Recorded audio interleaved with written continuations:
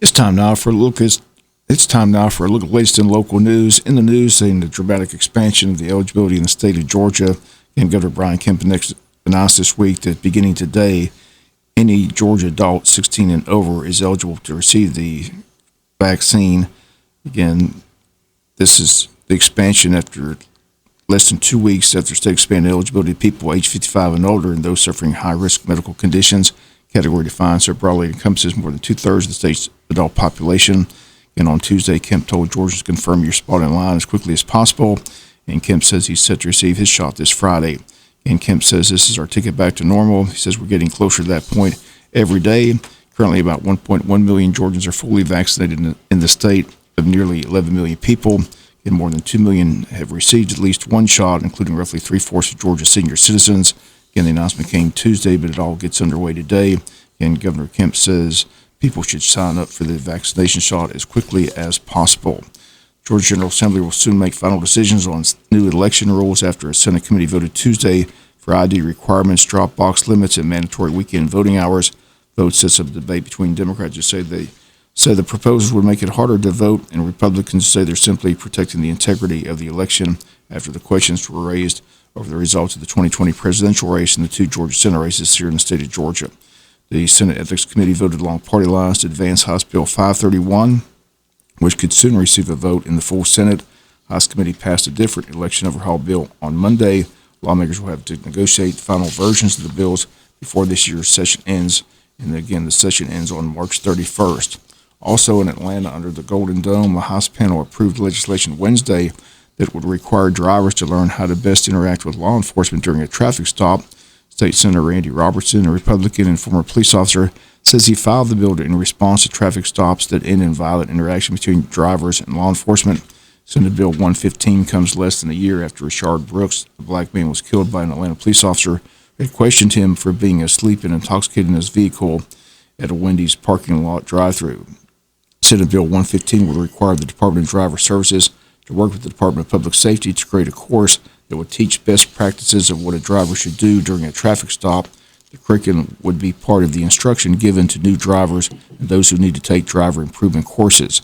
Instruction would also include an explanation of consequences when someone is a habitual offender and convey that officers can choose to use force and detain drivers. State Representative Martin Monathan, a Dallas Republican, said the curriculum includes basic information that every new Georgia driver should learn. He says this is part of driver's ed that already exists.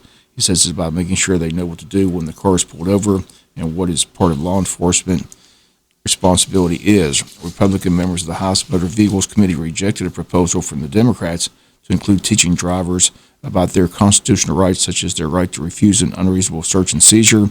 Republican Monathan says he doesn't think that this is the intention of the bill, to have a college course on constitutional rights. He says this is to just give kids that are taking driver's ed the basics. He said he would appreciate it if the Democrats didn't politicize driver safety in the state. Chris Bruce, a lobbyist with the American Civil Liberties Union of Georgia, says he doesn't understand why lawmakers would not want Georgians to know their rights when being pulled over. Last year, Brooks fell asleep while in a Wendy's drive-thru, was questioned by police for 40 minutes before getting into a scuffle with officers. He struck one, grabbed a taser from another. He was shot multiple times and killed by an Atlanta police officer. One officer has been charged with murder. The other is charged with aggravated assault. Democrats in both chambers have introduced several bills to overhaul the way Georgians are policed, including requiring police to file reports on every traffic stop that they conduct, to prohibit racial profiling, and to train police on interacting with those that may have mental health issues. None of those bills have received a hearing in Republican-led committees.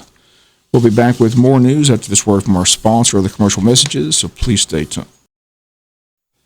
Wayne County Commissioners have a work session set for tomorrow at the Wayne County Airport. It gets underway at 8 a.m., ends at 12 noon. I haven't listed any items on their agenda, though. Just they have a work session tomorrow from 8 to 12. The Wayne County Board of Education met Tuesday, approved the following personnel, certified recommendations: Jessica Aldridge, Odom Elementary for the upcoming school year; Carly Claxton, Wayne County High School for the upcoming school year. Classified transfers: Reggie Burgess is going Central Office 6 through 12 Curriculum Director to the Central Office Technology Director. Crystal Harris, Arthur Williams Middle School to Wayne County High School. Jessica Johnson, Arthur Williams Middle School to Wayne County High School. Jose Mendez, Martha Bucket Middle School to Wayne County High School. Dr. Brian Simons, the principal at Martha Ross Smith Elementary, is leaving there to go to the Central Office to be the Chief Operating Officer. Austin Wilder, Wayne County High School at Arthur Williams Middle School. So there's an opening for a principal position at Martha Ross Smith Elementary. Certified resignations, again, Dr. Jay Brinson, Central Office School Superintendent, retiring at the end of this month. Brian Pruitt on the certified resignation, Martha Public Middle School, effective April the 2nd. Patrick Smith, Arthur Williams Middle School. Terry Lynn Cernsey, Jesup Elementary, retiring.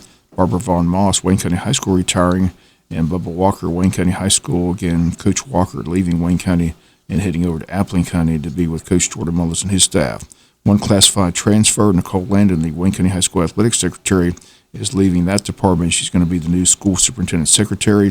Classified resignations, Edwinda Anderson, Martha Ross Smith School, SFS retirement. Jessica Aldridge, Arthur Williams Middle School Parapro.